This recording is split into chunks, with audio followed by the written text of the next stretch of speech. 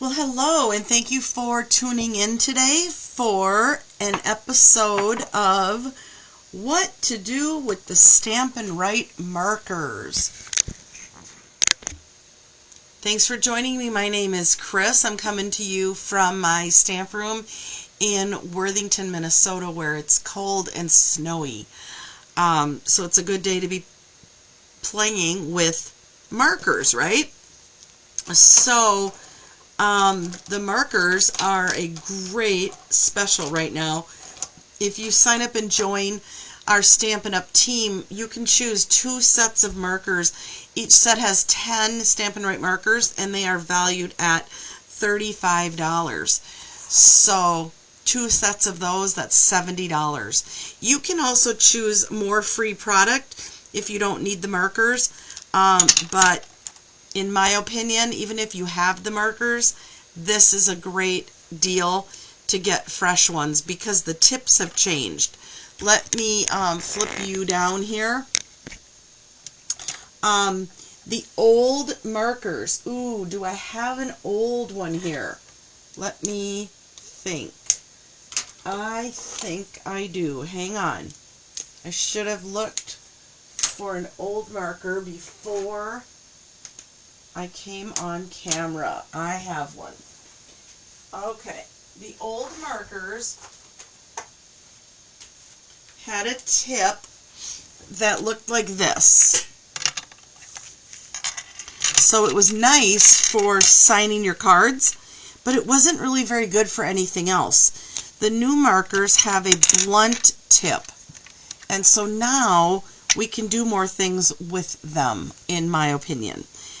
Mostly what I'm showing you right now in these videos is how to use the brush end.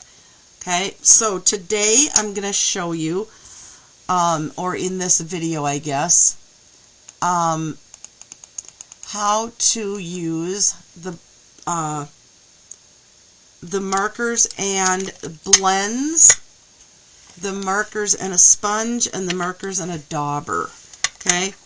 So, first of all, let's just use crushed curry. I can just, let me raise this up just a little. I can color the tip of this, and I can just do direct to paper. Alright, so that's one way. I can also do direct to sponge, and I could just do a little pouncing. Let me see if I can get a little bit more on there to show up. There we go. Okay. A little pouncing. Ooh, that does not look yellow, but it is. Or just direct from the blender brush. Or I could color the top of my finger dauber. And, ooh, I could also do just a dot technique if I wanted to make my own background dot design. You will have to color it each time, it looks like. Kind of cool, huh? Okay, but I also thought we should try with a mask. So these are the new linked together decorative masks. I store them in the empty cases that the dies typically come in, and full disclosure, I did have to trim them down. I didn't have to trim them down. I chose to trim them down just a little bit so they slide in and out easily. Without trimming them, they're snug. All right, let's go ahead and use these two.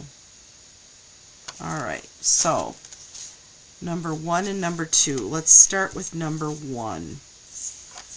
And I'm just going to go on the corner here, and I'm going to go back to, this is Daffodil Delight. I'm going to go back to directly on the blender brush. Okay, I like to start off first. Ooh.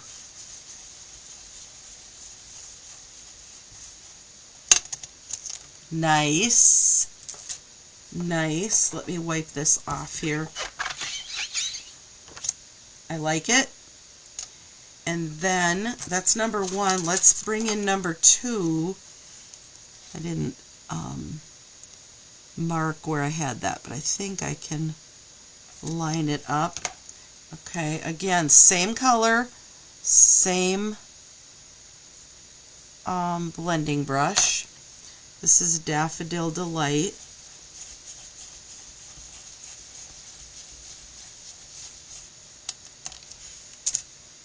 Okay, so we get a little detail there. You can see where I did not line that up properly, did I? No, I did not. I needed to go up there. Okay, that's my fault. I did not line that up right. Why did I do that? Oh, Chrissy. Okay, wait.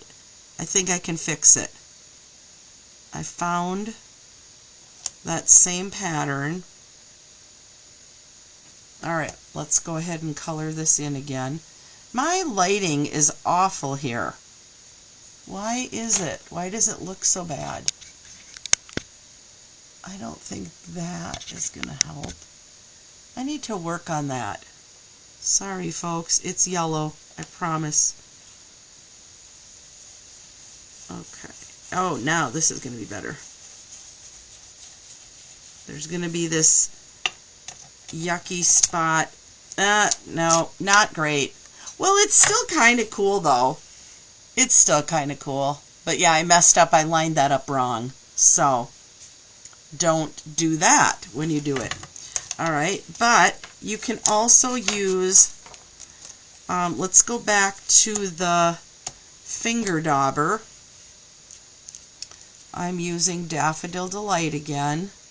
Now, there was some crushed curry on here, but I'm not worried about it. Let's just go in right here. This is going to be quite the eclectic background, but kind of cool. Ann Hockenstadt will love this because it's a little bit of this and a little bit of that. Now, while I am making all this kind of goofy coloring going on here, I'm also going to show you that you can flick very gently with the lid, and now I'm getting a spattered pattern. Sometimes I'm not exactly sure where the spatter is going. There we go.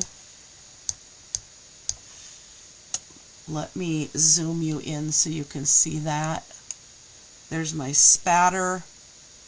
I'm not loving these right here, but the rest of this in real life is looking very, very pretty. The colors are very Daffodil Delight and very crushed curry.